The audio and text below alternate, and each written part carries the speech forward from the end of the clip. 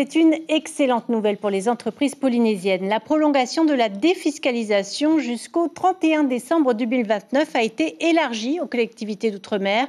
L'amendement proposé par le sénateur Teva Rohfritsch a été adopté lors de l'examen du projet de loi de finances au Sénat le 18 novembre. Une décision qui favorise la concrétisation de nombreux projets pour 2023. Caroline Fary, Jérôme Ly.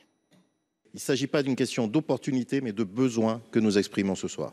Elle ne disparaîtra pas. La défiscalisation nationale est bien prolongée jusqu'en 2029. Une aubaine pour les patentés, petites ou grandes entreprises de Polynésie qui peuvent prétendre à l'obtention de 25 à 30% de leurs investissements productifs. Industrie, tourisme, BTP, agriculture. Après la crise, on se remet en selle de tous côtés. Majoritairement, cette année, beaucoup d'investissements dans le BTP, des dragues, des véhicules utilitaires, dans le tourisme, le transport touristique, le transport maritime de touristes, énormément d'investissements à ce niveau-là. Et puis après, dans l'artisanat, électriciens, plombiers qui vont plutôt acheter des véhicules et du petit matériel. Pour le groupe de Gage, c'est un soulagement et l'assurance de pouvoir concrétiser le projet de l'Apetei Express en mai 2023.